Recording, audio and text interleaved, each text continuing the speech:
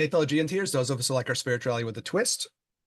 I haven't said that in a little bit. We've been a little bit away from recording. I almost forgot the fucking tagline. Well, but for Say every week, and I'm always in danger of stumbling on. our listeners won't know the difference. So, Yeah, we have the same level of slow output. holding shit together. Yeah. I mean, even we're practicing every day. No, Yeah. made no difference. Bubble gum and boogers. That's what Yeah. holds us together. All right. So we were doing these 9 things that can fuck up your life. And we had gotten to this one, number 7, if I'm counting it right. Yeah. It was a really kind of a good episode for people who have already listened to that one. If not, you can go check it out, where we're kind of each giving our impressions on each of Hmm. these 7. And it's fun in that I think different things click off for you or for me, and then we get to kind of talk it through, and you see things that aren't the way I was sort of thinking about when I read it, and I love it. Yeah. Right? You Yeah. kind of went a little bit more, to my mind, to like the dichotomizing mind Yes. when you were talking about it. There's a way in which the mind wants to do that. Yeah. You want me to read it, Eric? I have it in front of me. If you want to do it again, that's cool. Yeah, let's Yeah, do it just for people who so they, if they didn't listen. I mean, the one that we're referencing is posted just before this one, but just for reference here, it says, and so the 7th obstacle is this. It says, when you listen to debates among teachers and fellow students, you are bound to be led astray by their suggestions. You search blindly through a tangle of leaves and branches, and then discover that there is nothing worthwhile. These so-called teachers and their students are interested only in arguing about the relative merits of lesser techniques. They do not know that the sun and the moon do not rise easily, and that when they arise, the light is so brilliant that it can be seen by all. They do not know that the thunder does not roar trivially, but when it does, the sound is so deafening that it can be heard by all. They try to dazzle each other with words, not realizing that their elegant speeches are like the fleeting lights of exploding fireworks. Bickering over semantics, they argue endlessly and can never agree on anything, being blinded by discussions and arguments. This is the 7th obstacle. yeah. There's a lot of like great poetry in that one again too that we talked about in the other episode too. It's very poetic. Yeah, I mean, this is based on a Taoist view of the world. Yeah. But that passage in particular, when they talk about the sun and the moon and the brilliance being seen and the thunder and sound, like that's very Taoist, you Yeah, know? it's about it is. That's Taoisting for Yes. sure. Yeah, Yeah. yeah, yeah. Yeah. Well, anyway, so we kind of went in different directions with it. And in the end of that episode, there was one other thing that had hit me, especially with the intellectualization, which was, why do people do these things? Because the last 3 we're going to talk about, we're in the stretch run of this thing finally, right? After all the Hmm. different conversations we had, we have 2 more of the 9 left. And they're interesting in that they all have something to do with, like, to my mind, avoidance, Mm. right? Avoidance is a theme that goes through all of them. This one being, at least I'm taking this one in that direction. There's an intellectualization that's kind of avoidant, you know? And then the other ones, boy, my voice is funny today.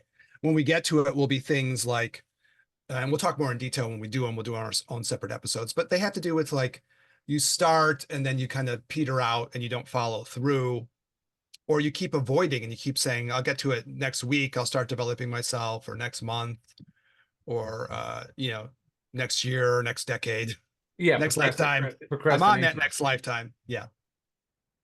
So there's like a lot of that kind of stuff going on in these things. And it just got me thinking, because I know people who are like this, especially with the intellectualization, but like, why do people do this?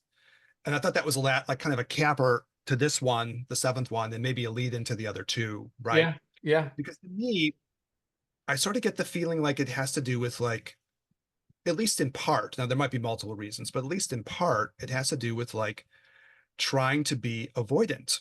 Mm. Something about this where, as I ask myself this question and look around at the people I know who kind of seem to do these kinds of things, right? And we're trying, and us too, and myself as well, and I'll talk about Absolutely.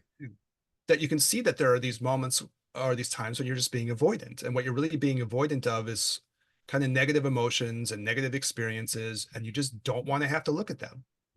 So either in obstacle number 7, you bullshit around about it, right? Or maybe in the other ones, you kind of like come up with excuses and rationalizations of why you're not doing things. And I thought, well, that's, to me, maybe part of the capper of this, and maybe it'll give us a chance to talk a little bit about defense mechanisms in psychology, right? And we can go Hmm. through some of them, what they look like. So that was sort of my idea with this. Do you Yeah, agree no, with me? Yeah, go that's ahead. good. It reminds me, and I'm wondering, we don't have I don't have my notes up from the episodes, but the episodes that we did probably in the beginning of last year, I think it was around February, the egos, EGOS, the existential guardian operating system, which is my acronym. Yeah, Um, yeah. and I'm just wondering if this doesn't, harken back to those thoughts that we shared during that time. Or I mean, that was inspired kind of like by my own, you know, Yeah, views I and think I perspectives. I think totally. Don't you think? Yeah, I Yeah, think I so. think I think totally. so. And so for people who are listening, if you want to go double back and if you're in the deep cut with us, going through this as we're going through this, those might be a couple interesting episodes. I might even go back and re-listen. And I do listen to some of our stuff from Yeah. time to time actually.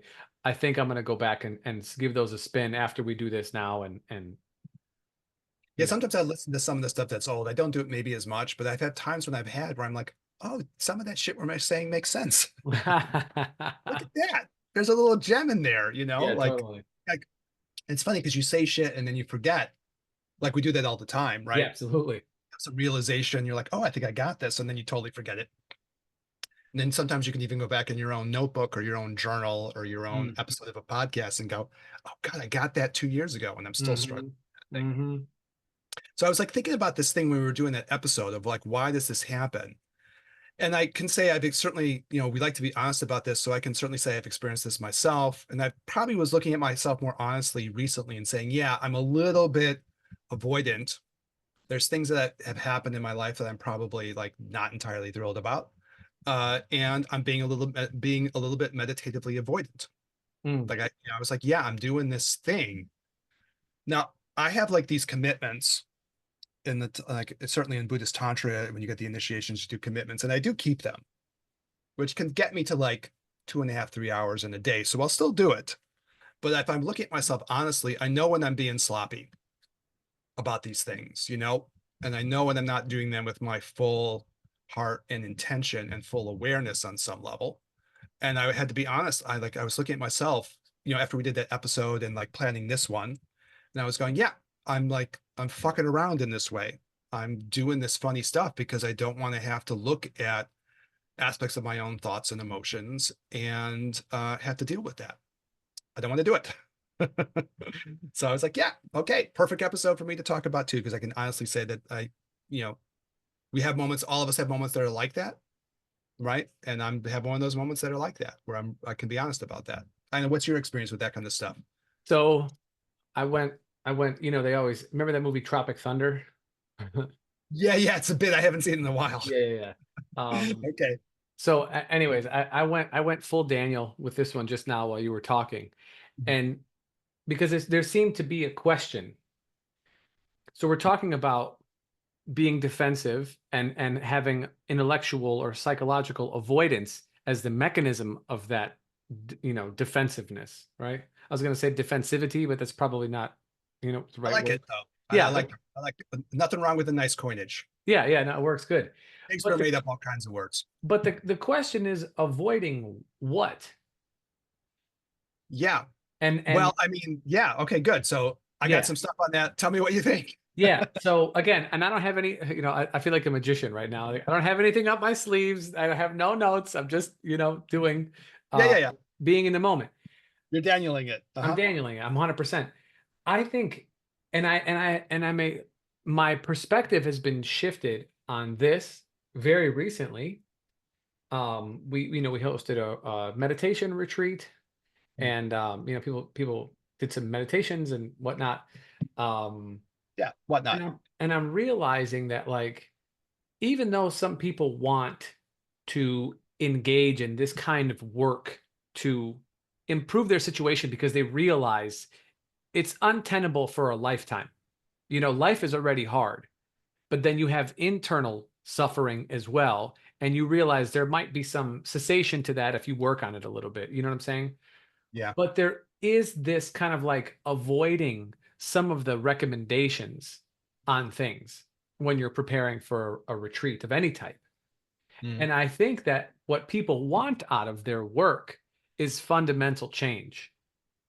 But even though part of them wants it, the part of them that is more deeply ingrained, that wants to remain, doesn't.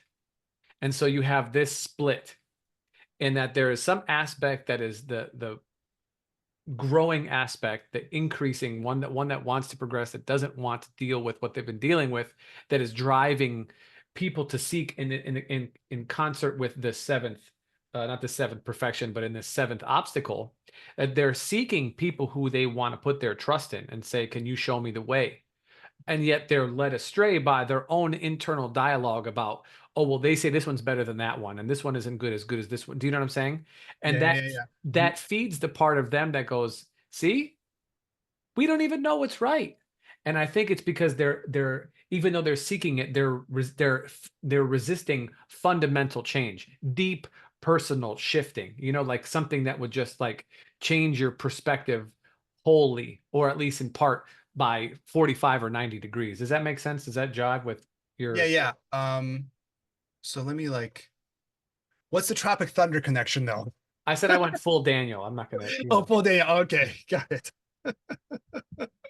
That was like the Tropic Thunder thing was the last thing I expected to hear in that moment. yeah, yeah, No, okay, so yeah, you're talking about well, I think it's like another way to think what I was putting in my notes too, which is sort of like psychological resistance, right? absolutely. That's what I'm saying. That's There's a way exactly what in I'm saying. which that psychological resistance can run up in different directions. One of the ways is like what they're pointing out in this number 7, which is like you might just end up like bullshitting around, right? Mm-hmm. And then it also can lead to the point of what you're talking about, which I guess is, well, and I know people who are like this too. I Yeah, suppose everyone says different things, and who knows, and so I don't have to do anything anyways. right. That does happen. Like it's interesting for me because I tend to think like a clinician, and so I think in terms of case studies, and I go through and I say, have I seen people do this? And I'm like, yeah, and I can name. I wouldn't name them in a podcast, of course, but I can say, oh, there's a certain person I know who's done this or that, in a case study way. And then usually it's multiples. It's not just like one person, right? Mm-hmm. Mm-hmm. So that whole idea of like, I've known multiple people who will do specifically that number 7 thing. They'll intellectualize, and intellectualize, and they never start, which was what we were talking about a lot in the last episode. But then you go to why, and I think you're talking about it from the point of view of like a kind of an ego protection thing, right? There's this aspect of themselves Mm-hmm. that wants to be protected. Now, for people maybe, we try to put this in some kind of like spiritual context. So Daniel's really interested in a funny way in like karma kargu school of Buddhism. Like that's sometimes how I hear you. And you have teachers within that, right? Yeah, yeah, Yeah. yeah. And they talk that way for sure. Mm-hmm. It's like a karmic vibe with you, right? Mm-hmm. I think you love that in the Zen schools too, right? Yes, That, yeah. that, that vibe. And you have a like such a acute awareness of like that issue.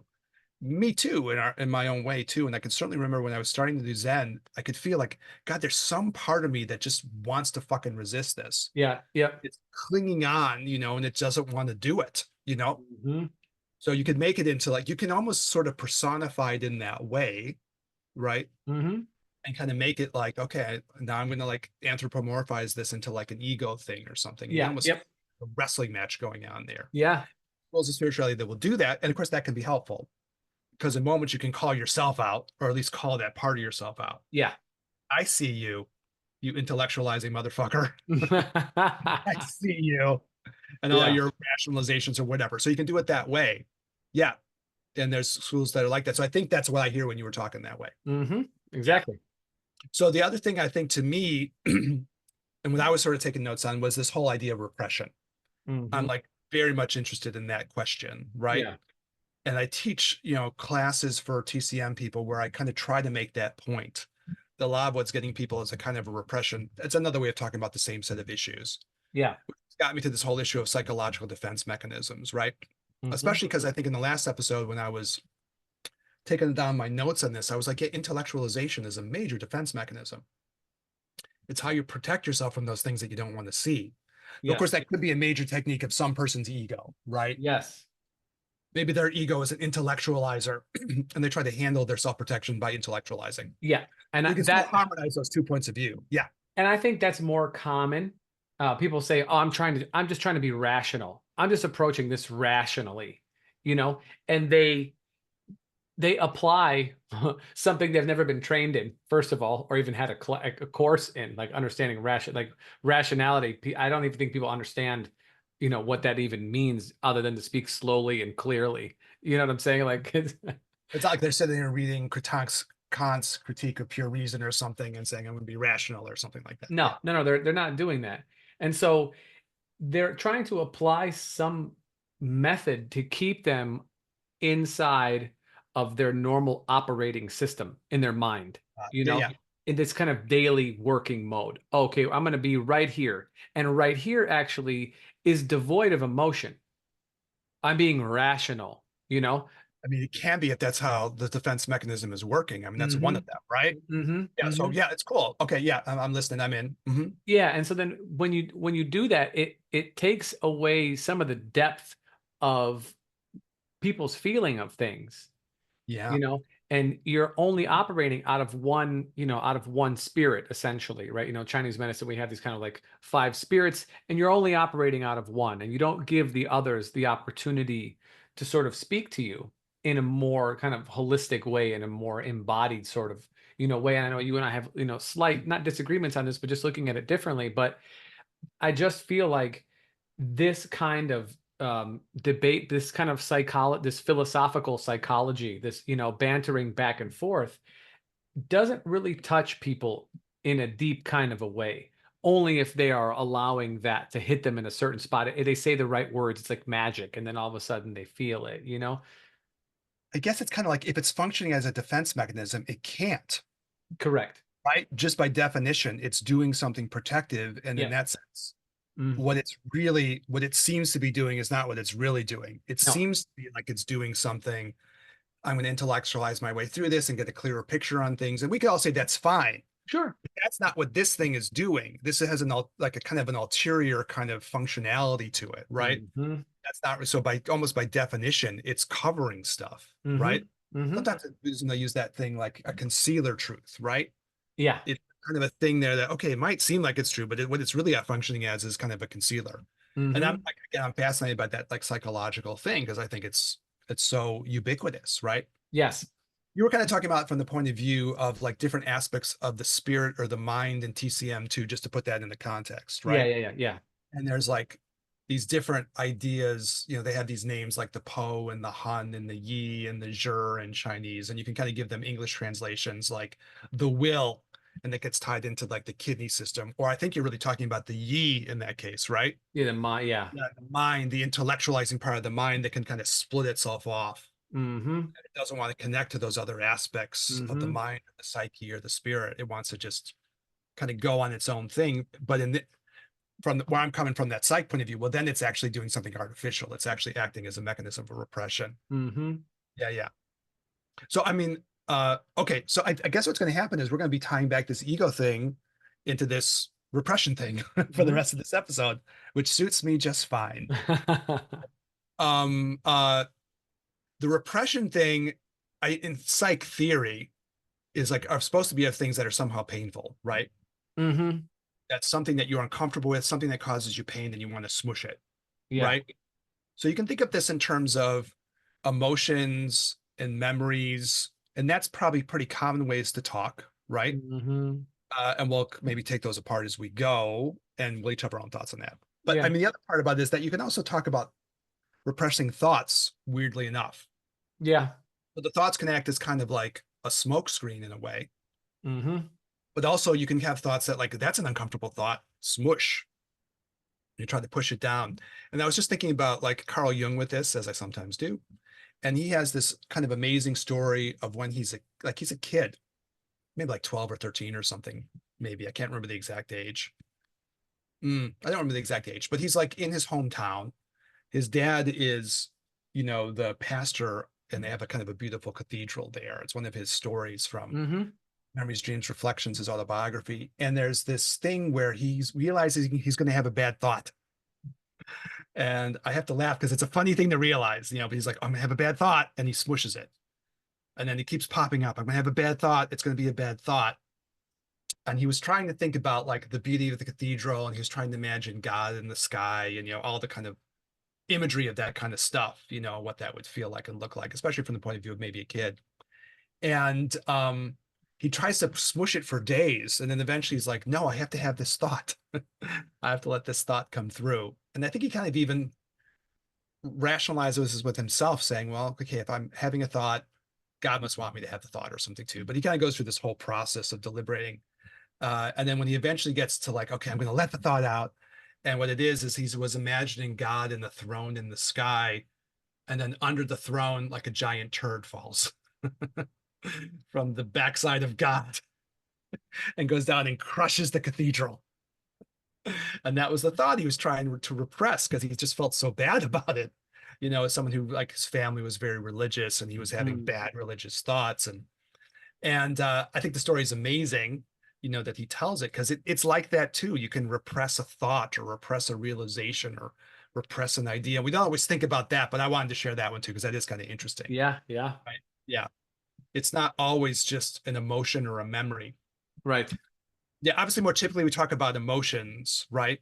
Definitely. Things like fear or anger come to mind really fast. And those are the two big ones that they mentioned in the Zen training, is the ones that they thought were most dangerous. But I think sadness and grief is pretty dangerous too. Absolutely. Yeah. So those things can get repressed. So you're talking about repression of those major emotions. From the Chinese medical point of view, we got 7 major emotions, and those are some of the really major ones, right? That people can Hmm. repress. For me lately, I'm probably thinking it's more sadness and grief. Yeah. I'm like, that's probably the one for me. But other times it could be other things for other people. Hmm. Fear, anger. I had a really interesting conversation with Joni Osborne last week. Daniel was out traveling, and so we didn't do our thing last week. But I did talk with Joni last week, and I was just describing some lives of people I know and some people that I really love and care about. And then she just immediately went, well, that's all from fear. She said like that, and especially 'cause I think for the, like, I was talking with a couple of people I knew who were women, and she was like, oh yeah, that happens a lot to women. They're repressing a lot of fear. Mm. Right. And a lot of what will happen for them. And again, she's saying that as someone who works primarily in her clientele with women and trying to help them change their lives. So, but anyways, it could be really any of those emotions for any of us, right? Hmm. Hmm. So, obviously we can be repressing emotions in that way. The other thing that kind of hit me though is in the psych literature, you could be repressing all kinds of other stuff that's a little bit less obvious. So, I thought about the Gospel of Thomas line. It's one of my favorites. I don't know if we quoted it on the show ever, Depends on but what it is. the Gospel of Thomas is one of these kind of quasi-Gnostic gospels, Hmm. where it's not really even telling the story of Jesus. It's just a bunch of sayings, and some of Hmm. them are really surprising. Some of them seem like they come from the New Testament, and some of them are like, wow, that's accredited to Jesus. Okay, it wouldn't be what you'd expect to hear, given maybe the stereotype of that figure or something. But one of my Hmm. really favorite ones that I sometimes share with students goes, if you bring forth that which is within you, what you bring forth will save you. If you don't bring forth that which was within you, what you don't bring forth will destroy you. With the idea that those things that you repress will kind of eat you away on the inside, Mm. actually turn destructive. So, I think that's a powerful thing about repression, from one of the sort of Western spiritual sources. And I don't even know if in the Buddhist world they often even say that strongly. But I think the idea I had, Daniel, was that it sometimes is not always just like the negative experiences or the traumas or those things that are getting repressed. Sometimes there's a whole kind of aspect of other things that are being repressed too. It's not just those things. It can be the things that maybe you could bring forth. So certainly in like the Freudian thing, and we're going to be referencing sort of Freud's daughter, Anna Freud, and her ideas of defense mechanisms, because she's one of the people who really lists them out. Mm. But, obviously in Freud, there's a lot of sexuality that gets repressed. Yeah. And that's not intrinsically bad or anything. Sexuality isn't bad, but it just gets repressed for whatever the reasons those things have to be repressed in that person's life, right? They get smushed. And so, that could be seen almost as a positive aspect of things, right? If you want to go sex positivity, right? Mm. But it Hmm. still gets repressed. And so it's not always just the negative thoughts in the terms of things like fears and angers and sadnesses and griefs. You can get other things that you say, well, those are even potentially positive parts of human experience and human nature, but those things get repressed, right? Right. And it's hard not to talk about that, when you're going to mention, some Freud stuff. Obviously he's talking about that all the time, the consequences of sexual repression, Mm-hmm. which are pretty major, right? And people don't even want to see those things sometimes directly. It's kind of painful to look at that. Like I Aspects definitely of like I feel that in people. Mhm. aspects of yourself. Yeah, I'm thinking of, yeah, I'm just thinking of like, I mean, it's accepted now to be, openly gay, but it wasn't for a very long time. And even people, even though it's accepted more societally, even within people's families and communities, I'm sure there was still tons and tons of repression, based on religion or, geographical location or whatever, that not just on a gross level, let alone not doing, again, going back to what is it, the second the second yeah, obstacle, yeah, family demands, things like this, that you are, not fulfilling what you should be doing, societally wanting children, saying you should want children in this lifetime, or you should fill this role based on whatever, you know what I'm saying? Or any of these kinds of things that are kind of you're when you're trying to live your authentic self and you've decided that this is what it is that you want to do, at least for the foreseeable future, and that doesn't fit in the mold of what someone else or other people have planned for you, the time between you express yourself, if you ever even do, and the space when you are not, you are actively repressing, yeah, aspects of who you are. yeah. Yeah, I mean, like, I think from a Freudian point of view, there's probably this idea that people have all kinds of sexual feelings of different types. Mm. Some of them may be homosexual feelings they feel uncomfortable with. Some of them might be like Balloons. attraction between me and this partner. And what'd you say? I'm sorry. Balloons. There might be attraction between me and some person, but I better smush it down because that would be uncomfortable. And there's all kinds of stuff like this, right? But I like the idea of like I did it too, as I was like kind of jotting my notes down. You could be repressing major aspects of just who you are, Hmm. right? And I think the two people that are kind of the two people who maybe are favorite for us when this issue comes up is partially Carl Rogers again, right? Hmm. His idea that you could be really repressing kind of your own true nature or something, right? That's Who part of the was repression who thing was the too. other one, Eric? There's You one don't even more. look at that, right? What's that? Who's the other guy? He has like the repression bands, Oh, Wilhelm Reich. Yeah, right. There you go. Yeah, those they're really talking about repression. Hmm. Yeah. I think Reich's interested in repression of sexual feelings, but like something even beyond sexuality, like the desire to connect with other people. Yeah, yeah. They're like not Yeah. basic, but they're urges. Yeah, they're very deep, Yeah, fundamental things in the nature, right? yeah. This But would he, be like, for me, anyways. Like, I know we're sort of getting off topic, but there's this Buddhist meditation on death and dying, or the dissolving of the elements, as you work your way back to like what we would say, like the clear light, or the light of heaven. or something. Yeah. You know, um, In, but uh-huh. in the dissolving of in the process of this meditation, there you eventually get to like very basic masculine and feminine drives, you know Yeah. and I think where Wilhelm Reich is discussing is in those very, very basic drives. Yeah, I think that's true. Desire for love, desire for creativity, Hmm. desire for connection and sharing. Right, desire to be held. Yeah, these very, very primary things. Yeah. Hmm. I thought about him a little bit. I guess I had led with Rogers, but he belongs there too. I think you're totally right. Yeah, Hmm. yeah. Rogers has the whole idea, we've talked about this before in different episodes, that there's some part of yourself that wants to express itself. So very similar idea, Hmm. kind of like your inner Tao, your inner nature, right? And then in a certain sense, that can get repressed too. And that Hmm. really has that Gospel of Thomas vibe to me. If you don't bring that out, it can kind of get a little bit self-destructive or something like that, But potentially, right? even in the Not course of want to this be repressed. Yeah. even in the course of this conversation, as we're starting to, like what we're saying, we're working deeper, right? We're Mhm. working deeper. Whereas how do we call it? The psychological defense mechanisms keep you on the surface. Yeah, it's true. Yeah. They put the blockade so that you don't go deeper, so that you are only operating on a very topical level, so that the internal kind of reflective parts of yourself stay dormant. Well, I mean, it goes back to your idea of the ego too, because Rogers has this notion of like self-concept, but he doesn't use it positive. He Hmm. uses almost like the way you're using ego, right? Hmm. The idea that people get kind of some artificial version of themselves that Yeah. you kind of like visualize as being like on the surface, right? How they deal with the outside world.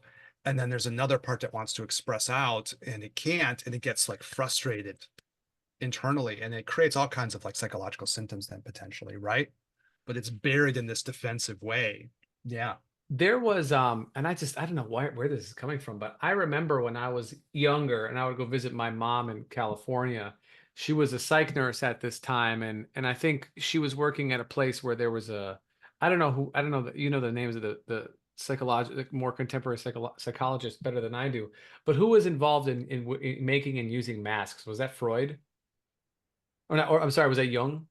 Yeah, Jung would be probably the most logical person with that. I don't know. There are other people maybe you would think about that too, but Jung would be the most obvious Yeah, I person. mean he's a, but I feel like there might have been, but so let's He just say it talks was. about persona and stuff. Yeah. Yeah, so let's just say it was young, and so she had a friend of hers who worked at this practice where she was working at, and he was very much into that, and he had masks all over his office, and he talked about this. And so one of the things that we did, summertime, and my mom's trying to entertain us a little bit, and so we made masks Okay. with like plaster over our faces, and we made a couple of them, and she wanted us to paint them different styles. Now, she didn't say think about what one is like when you're sad and what one is like when you're angry, but having this conversation, I feel like we at some point defend the mask, you know, Okay. Hmm. and our so how we view ourselves to be perceived or how we want to project in order for others to perceive us in a certain way. And so you feel like you have to sort of not take yourself to a place where you might have to change your mask because that persona, that that mask has its own kind of momentum and doesn't want to be changed or challenged in that way. It has a residence actually, and that by engaging in consistent dialogue, or we'll say like incessant dialogue, perhaps, it's an externalization of an internal process. And this way Oh, you you're talking can, about like the number seven where you're intellectualizing out and kind of yeah, doing. Yeah. yeah, that it's because you're so used to doing that in your own mind already that Yeah. when you find it happening in reality, it's a justification for your own madness, actually, it's I can what do they call that? A confirmation manifest. bias. Yeah. A confirmation bias. Yeah. Sorry. I didn't mean to. Yeah. It's funny. Yeah. Cause it's kind of like I can even take this inner stuff and now push it out. And that's even more effective, isn't it? Now I can get you to buy into it and I got external Yes. validation for it. Yes. Yeah, yeah. It's interesting with the Jung thing is I thought about Reich, I thought about Rogers. I'm glad you brought Reich up more though, because I ended up not Yeah. putting notes and I really should have. And then, Jung, and he has that whole idea of like a persona, like he includes that in his sort of psychological model of a person. Yeah. He does talk about the fact that people will develop this outer mask, a lot of times related to their profession, which I know is a big thing for you, Daniel. You always kind of like to go back to that. It's like, will your profession sort of start to scramble who you are or something? That's a major point that you like to bring up a Yes. lot, hires. So that the persona thing is there, and that becomes part of what will block the person, Hmm. Hmm. Hmm. the outer persona, and then probably things that are a little bit more like what you're saying underneath the surface, maybe not the exact mask to the outside, but inner parts, but they're still kind of false on some level, right? Still operating in that defensive way. They're not trying to bring clarity. In some ways, they're obfuscating, right? That was a fun, I know it's slightly tangent, but like that was a really fun exercise. I'm gonna do that. I'm gonna do that again. Make a couple masks and color them, and like paint them in different ways so that they can, I don't know, be, see, it's good to, I don't know. I'm Oh, gonna that's do. a good. It's a good. I mean, Jung would love that shit. Yeah, I don't know if it was Yeah. him or not, but he'd be totally into it because he would have people like make their mandalas too. Like, Yeah. express yourself, right? Yeah, yeah. Um, I had kind of an interesting little Jungian experience around this, to again to make it kind of we're making it personal. So, and so I had the thing where, Jung's thing is that you'll repress who you are. And I guess what I was thinking about when I was jotting down these notes was that these different people talk about that in different ways. Like, Rogers is talking about you're repressing some version of your truest nature or something. And I was thinking, I had this interesting experience with Jung. I was trying to describe it to uh, some other people where, part of the Jung realization is to realize that your inner archetypal world and the art is there, but also the archetypes are all outside of you as well, which is a trippy realization, to think, okay, I have like an inner trickster figure, but that's also existing in the world around me. Like he thinks that way. The archetypes aren't just inside, but they're also outside and they connect together. That's how he gets it, even to those things like synchronicity and stuff. The Hmm. whole world starts to synchronize around these archetypal themes because they're not just inside of you, they're outside too. And I was really thinking about that pretty deep. And he talks about when you're in heightened emotional states, this will become more obvious. Maybe you're in love and you feel it more, or maybe you're going through some spiritual transformation and you feel it more. Maybe you've been going through like some other state that's very heightened. I think he went through it in times that even when there was sadness and grief, he would feel this. But I thought, well, that's something you could kind of block too, And I realized, like, yeah, I know that that's true, and I can have that experience. I have had that experience, and I could almost tap into it again as I was thinking about this in the couple of weeks since we've really done this and we've seen each other. Hmm. It's like, yeah, and I'm blocking that somehow. I'm blocking the full feeling of that, right? Probably because in some way I'm being a little bit avoidant, or I'm not entering into my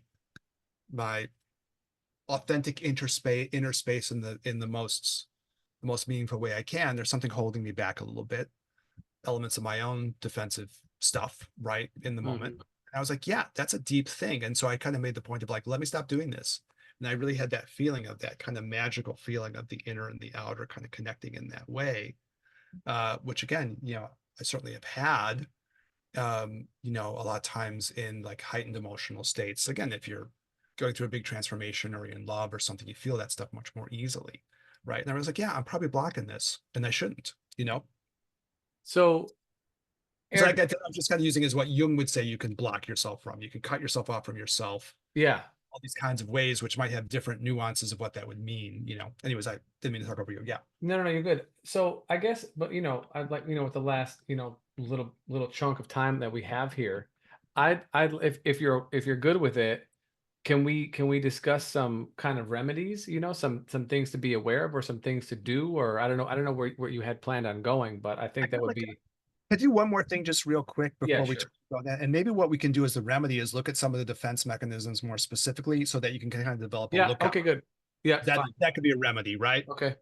Yeah, I just was like, I had one other little anecdote about this with a recent experience, especially with the repression. I think we always think about things in terms of trauma or negative things, and that's all true, right? And people do have to get over those. I almost feel like somehow it's a little bit of a cliche in the culture, though. This is a very personal opinion that you can just, if you just get rid of the trauma, everything's hunky dory. Like everything is just getting rid of negative emotions or something Mm, that are repressed. But the whole idea of things, people repressing things that are more complicated, like we talked about Freud and sexuality or something. And I was just thinking, I had a recent experience with someone where they were talking about like repressing probably like love or the more positive emotions.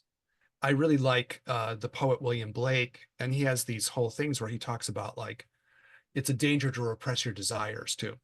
mm, That's dangerous. It's not just the traumas that get repressed. Sometimes it's people's really deepest desires. So it can be thoughts, it can be feelings, it can be memories, it can be maybe things that we don't think of as being bad. Like, why would I think repressing who I am, like in a Carl Rogers or Wilhelm Reich or a Carl Jung way? Those things should be positive, but they still get repressed, mm-hmm, right? Because they can bring up things that are uncomfortable.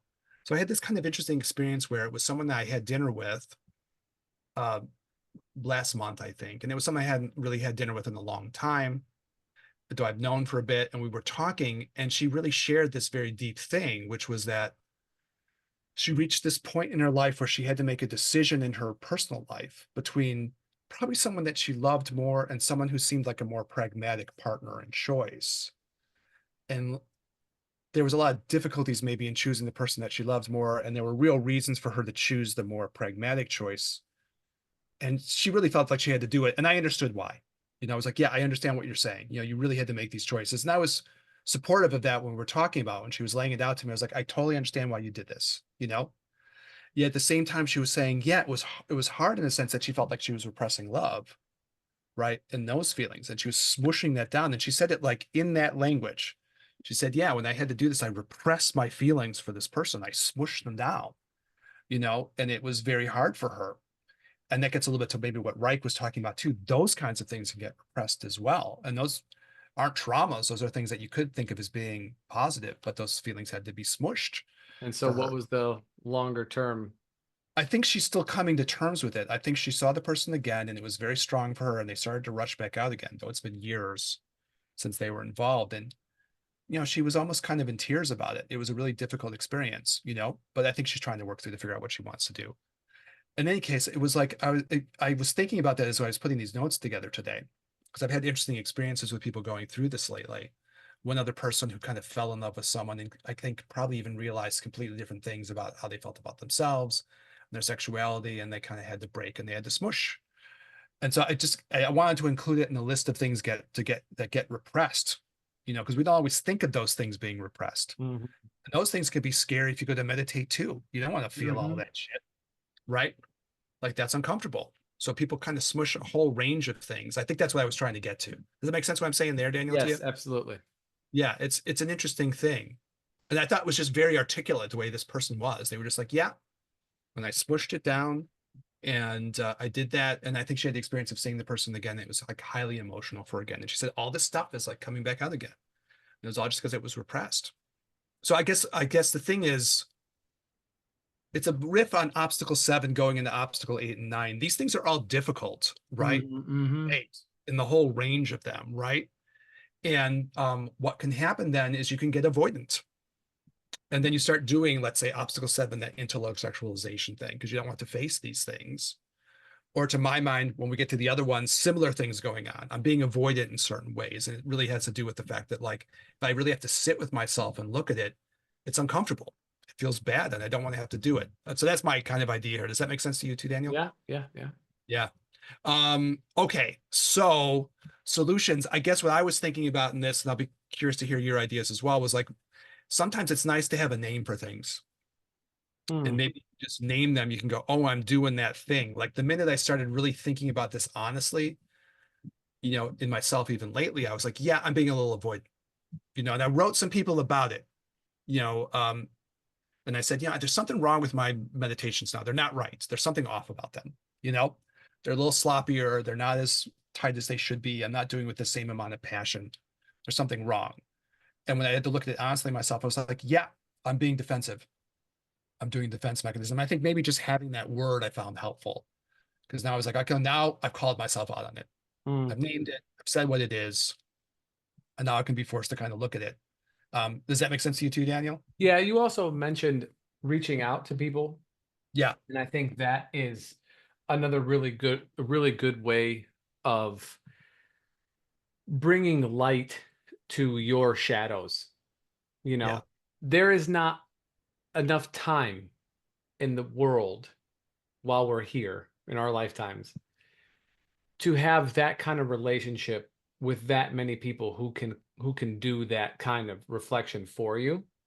But in the recognition for importance on connectivity, it is very crucial to have people who can do that with you, you know, very, very important because they will see you. They can see you. And if you hold them in a special place and you respect them and they, you guys share enough that they can say, yeah, oh, yeah, you are. That's right. You are doing that thing. And here's also where you do that thing. And you're like, oh, shit.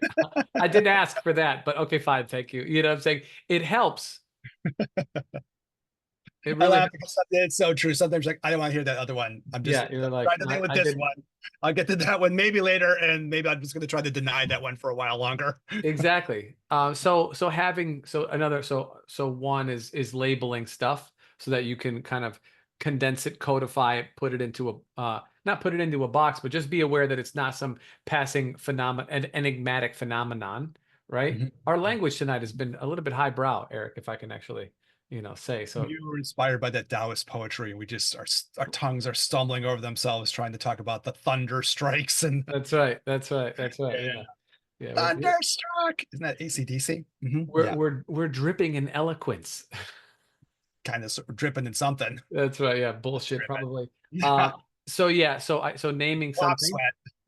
Naming something, using a connection, a community, or a person. These are a couple of good ones.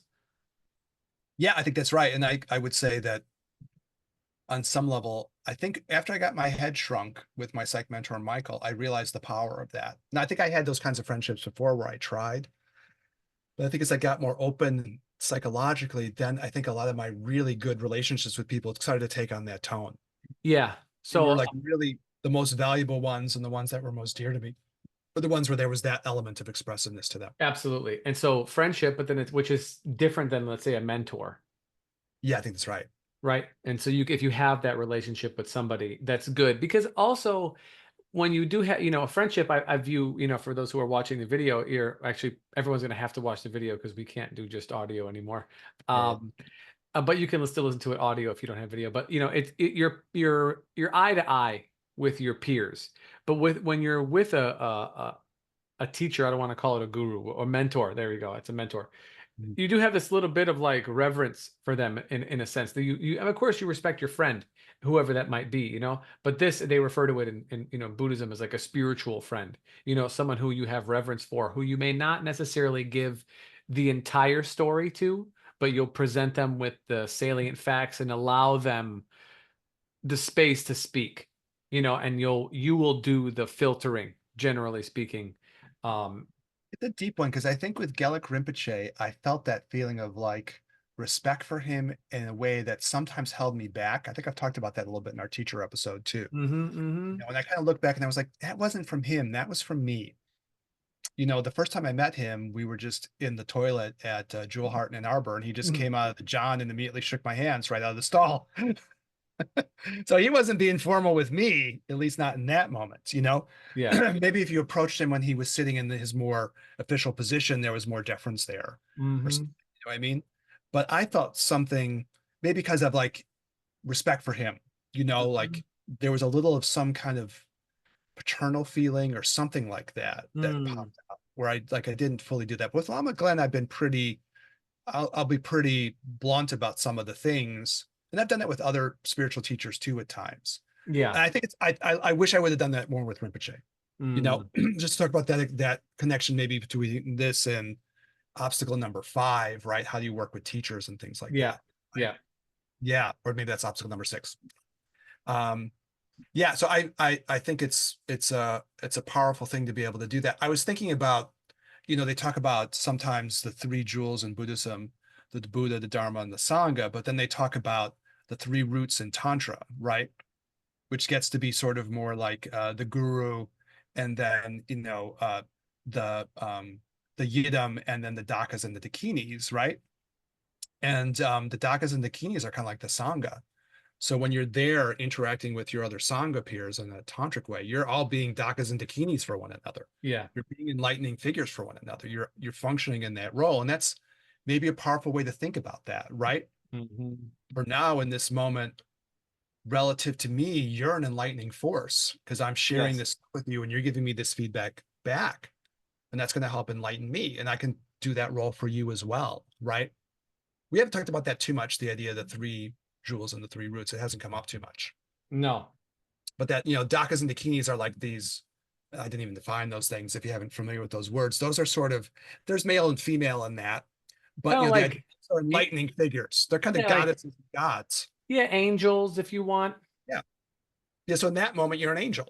Yeah, You're the yeah, star, that's you're the that's a angel. good way of putting it. I like Yeah. that. You're the angel in that moment, right? You're the Yeah. you're the goddess. Yeah, you're the We guardian get angel. over, like, we're supposed to get over our mundane impressions of things. So yeah, Yeah. when you're really enlightening conversation with someone and they're giving you the good feedback back, they're the teacher, right? Or they're Tara or they're Manjushri in that moment. They're being Hmm. that to So if we're going to build off of this kind of ideology, then we can't forget about asking the universe, giving up your struggle to the universe and asking for direction. And that you. That's direction, another remedy. I could see it. like asking for a dream, an inspiration to come from just, mundane life, a vision of some type, whether that be again while you're sleeping or while you're in meditation or just something to pop into your head while you're. but I feel like you have to be open to that. If you're not open to it and then you ask for it, it's, there's a meditative technique that I have that was not really taught to me and actually was poo-pooed when I asked about it. So you'll Okay. be, you know, people will be doing, because meditation for most people is extremely difficult. Oh, wait a minute. For everyone is extremely difficult, even if you're quote unquote good at it. Someone's like, oh, I'm no good at it. I'm like, yeah, neither am I. I just keep trying, and like whatever, you get better. And some days are really great. And some days you're like, this sucked. But you do reach points of really deep states and blissful states actually, and you also reach places of like extreme frustration where you're like not doing, you're not doing well, you're uncomfortable, this is not how you're doing it incorrectly, you're like, oh man, what the hell. And so you're supposed to rely on your patience and your compassion for yourself and your connection to your teachings and whatever. But the thing, when I asked my teacher, I said, well, can I ask for help? And he was like, no, you just, go back to your practice and whatever. But I will say, anytime that I've asked for help, it comes not instantaneously and not always so subtle. But it does arrive. It will arrive. And so I think you can ask for help from whatever you believe in as the universe. If you are, you know, questioning something, or you're in this kind of hyper intellectualization and you've named it, you said, okay, I'm going to call this thing, internal chatter. I know this internal chatter is a problem of mine because it's keeping me away from something. I'm not quite sure what. Please, whoever's listening, can you please show me, give me a sign to kind of move me one way or another, or, help me clear this away from me. I'm not saying it's going to work every time, but like if we're doing Buddha Dharma Sangha, or as you called it, Guru Yidam Dakini, this to me would fit in the Yidam part, in the sort of or the Dharma part, in the universality of the supporting nature of reality towards your benefit. Yeah, it's kind of interesting because some people, I think, within the Tibetan Buddhist world will say you can ask the teacher in your mind if you have that kind of relationship. So you Mm-hmm. can kind of think of that, and maybe even in different ways. One Mm-hmm. of the things that really struck me, and I did it at some point when I was exploring the Kabbalistic meditations, which we did a little bit on some episodes ago, but we have never done a really Kabbalah deep dive. So we've been doing this for 4 years, and to be honest, we haven't even fucking scratched the surface of this stuff. It's really crazy. Yeah, yeah, yeah. But in any case, they do one where you just talk to God. Yeah, yeah, yeah, yeah. It's a talking to a God, or talking to Allah, or talking to Adonai, or whoever you want to talk about. And Rabbi Nachman, I guess, Bretzloff was really supposed to be one of the ones where I read that first, and I thought, well, that's kind of fascinating thing to do. What would that be like? Mm, And he gives you a little kind of, it'd be terrible to call it a mantra because, of course, they don't like the ideas of mantras in that way necessarily. But there's a little thing that you say, Rabboni Shalom, is the thing that you kind of lead into. Not that my Hebrew is that great, but that's what I remember, sort of that kind of thing. And then you kind of use that as the lead. You say that a certain number of times. mm-hmm. And he says, it's sort of like saying, master of the universe or something, Yeah, you open ruler it of up. the universe, right? I'll do this repetition of this name a number of times, and then I'll just sit there quietly, and I will go through and you know, maybe I'll ask something and see if I hear something back, you know. Mm. Mm-hmm. And I think at times you do, you know. Yeah, yeah. Yeah. But there's a thing like in the Quakers, there's a really nice movie about Einstein where they talk about Arthur Eddington, who was one of the scientists who helped prove Einstein's work, and he was a Quaker. And Mm, there's a great scene where they're talking about how important it is as a Quaker to like listen for God. mm. We do as a Quaker, we sit in silence and we listen for God, right? And if you do that enough, you might actually feel something or hear something or Yeah, something right? And then of yeah. course, God doesn't work for you if you don't feel comfortable with that theistic thing. Well, maybe it's just the universe, or maybe it's the Tao. Maybe the Tao will speak to you, right? If you want to go in Mm-hmm. that kind of personalized way. Mm-hmm. Or, Gelk Rinpoche, it's interesting, like the different perspectives on this, because he was like, if you have a connection to one of, like, say, the Buddhist goddesses or something, and I do this, you can just talk to them. And he would Mm-hmm. say, do that, talk to them, talk Spirit to guide, Tara, see what she has to say. spirit guides. Yeah, talk to her.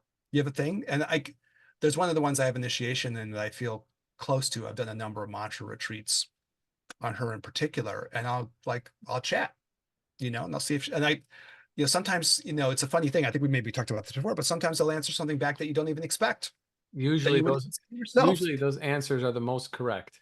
If they give you Yeah, something that you believe that you're already thinking about, ask again. yeah, yeah. But it's interesting because I've had moments where she's like, well, look at it from this perspective. And I'm That's like, right. Yeah. yeah, that's true. I think I learned That's that. Some of it's things that, you could tell you have psychological resistance you don't want to face, but sometimes it's just an element of truth that you hadn't seen it that way. Yeah, well, that's the dancing around perspectives freely, being Yeah. able to move and move and move and not be stuck, your choices, you're empowered in your choices as you are not fixed to a position based out of any causality other than your own choice.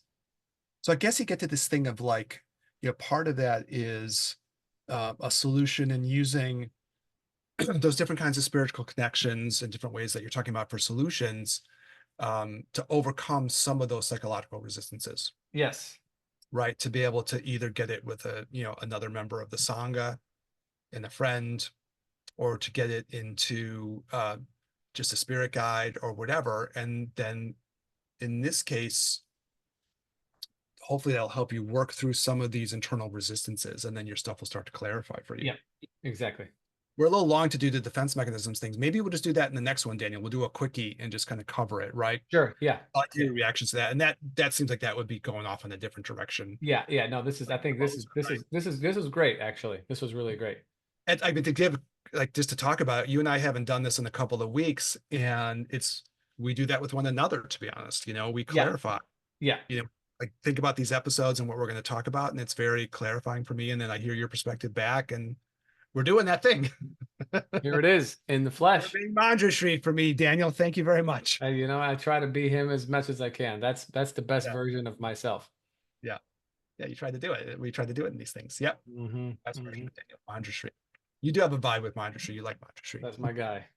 That's Boy. my guy. Yeah. All right. Uh, Well, Eric, as always, thank you so much for bringing this up and continuing the discussion. We thank everybody for tuning in, whether you're doing the audio or the video or wherever you're listening, however you're listening. We appreciate people tuning in. I love all the things that we do, but in particular, I love this one that we did today. This was good. yeah. I mean, we always do good stuff, but this overall was good. This could stand on its own as something to be kept in the time capsule of good shit. You know. Gin and Tantra cocktails. Uh-huh. Yeah, that's right. That's right. And so, as always, Age in the wine cellar. there you go. Yeah, we'll put it in the what do they call that?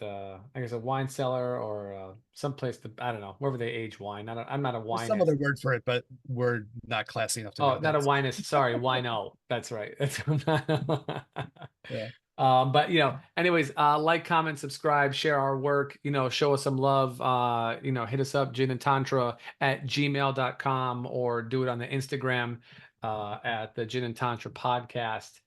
For Eric, this is Daniel. Daniel, before you do the total side out, I'm being No. about Yeah, go this, ahead. but hold on.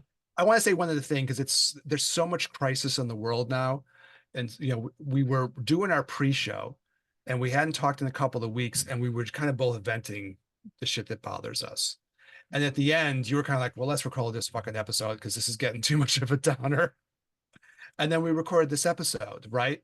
Yeah. And it feels a million times better. I just wanted to, like, say this thing Yeah, to yeah. engage these spiritual things, Yeah. opposed to getting dragged down. We have to pay attention, okay, but to get dragged down and just that samsaric crapola. I just wanted to, like, it hit me as you were doing your outro, like, just the difference in that, because now we're both smiling, we're both happy, Hmm. we're both feeling good. And in the beginning, before we recorded this, we were talking about the state of the world, and we were both like, bleh, So I just wanted to point it out, maybe for people listening, not to kill your flow on the outro in the very last line, but Well, just, it's one of those things you can really just feel the difference. This feels like a much more spiritually edifying conversation, I right? agree. I Yeah. agree. And we're Well, all wrestling with it. So, yeah. Yeah. yeah, like, it just, when you really feel the feeling, you're like, okay, let's get away from this stuff. Let's not get, we can pay Bogged down. attention, we can care, but let's not get bogged down in it. And we Hmm. find the spiritual space. And now we're both smiling and happy. That's Yeah. right. That's Okay, right. cool. It just hit me. So I just wanted to share it. Yeah. You got it, man. Much love.